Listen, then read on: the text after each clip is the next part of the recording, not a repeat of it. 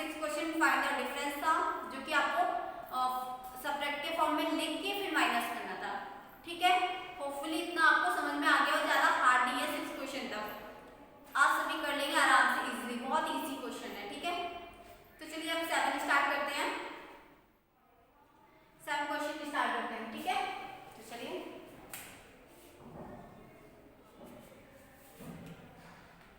चलिए पहले क्वेश्चन को हम एक्सप्लेन पढ़ लेते हैं।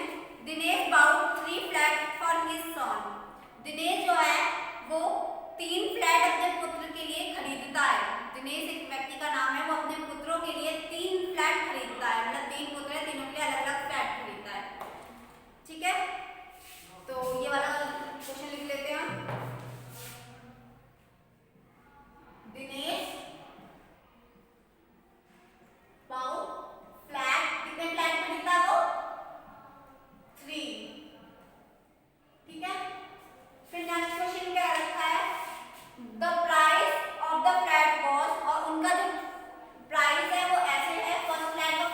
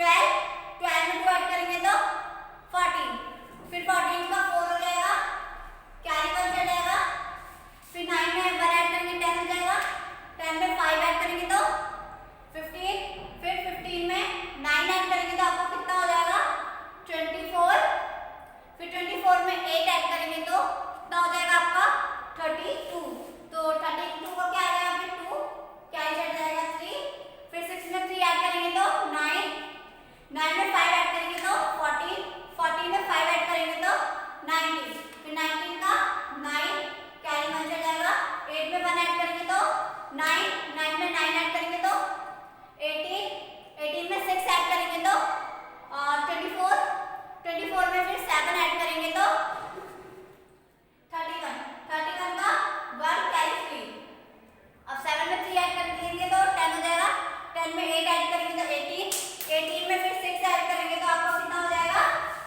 24, फिर 24 का आप लिखेंगे 4, तो लिखिए 4, फिर कैरी 2 चढ़ जाएगा, 2 में 2 ऐड करेंगे तो 4, 4 में 4 ऐड करेंगे तो 8, फिर 8 में 2 ऐड करेंगे तो 10, 10 का 0 कैरी 1, अब 5 में 1 ऐड कर देंगे तो आपको क्या आएगा 6, तो इतने रुपए उसने दिनेश ने टोटल खर्चा किया है। ठीक है, इससे आपको पता चल जाता है 7 क्वेश्चन में कि दिनेश ने टोटल खर्चा कितना किया है। उसने कितना कितने फ्लैट खरीदे थे 3, कितने कितने के, फर्स्ट फ्लैट की कीमत ये थी और सेकंड की ये, थर्ड की ये। ठीक है, उसके बाद उसने ब्रोकर को कितने अमाउंट दिए हैं, इतना अमाउंट दिया है ब्रोकर को,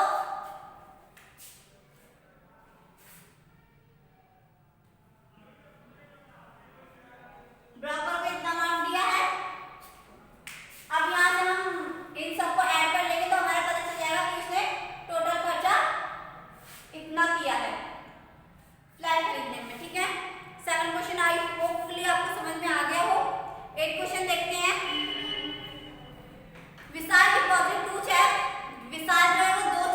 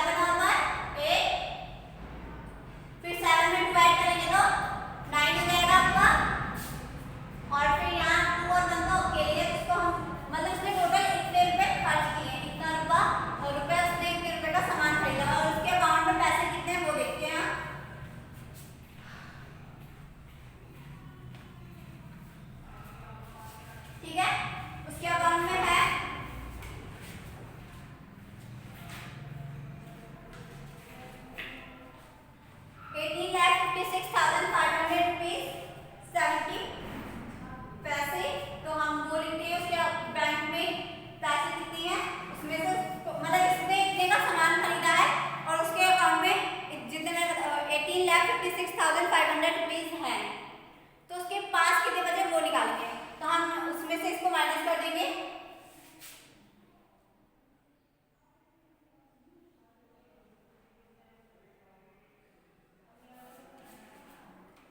ठीक है, यहाँ नीचे आपको होपफुली दिख रहा हो, नहीं दिख रहा तो मैं इसके नीचे, आप इसके नीचे करेंगे, मैं यहाँ पे कर दे रही हूँ। ठीक है, आप इसके नीचे करेंगे। ठीक है, तो उसके अकाउंट में कितने पैसे हैं, लेफ्ट कितने उसके अकाउंट में वो हम निकालना है, हमें निकालेंगे उसके अकाउंट में बचे कितने पैसे लेफ्ट इन बैंक अकाउंट।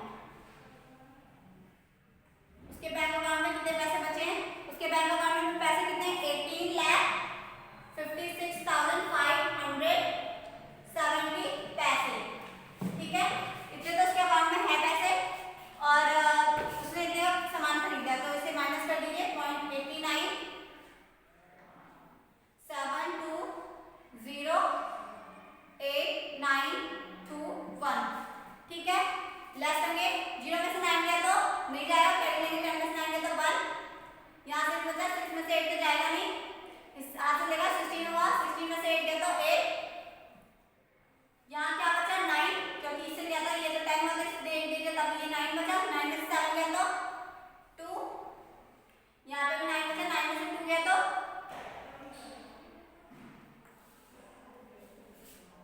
7, अब यहाँ 4 बचा, 4 में से 0 जाएगा तो 4 ही रहेगा, फिर 6 में से 8 तो जाएगा नहीं, तो कैरी लेंगे, 16 में से 8 गया तो 8, यहाँ 4 बचा, 4 में से 9 तो जाएगा नहीं, कैरी लेंगे, 14 बना, 14 में से 9 गया तो 5, 7 बचा, 7 में से 2 गया तो 5, और 1 में से 1 गया तो 0, मतलब इतने 5,58,472 रुपीज उसके अकाउंट में भी बैलेंस है, ये अमाउंट उसके अकाउंट में बैलेंस है।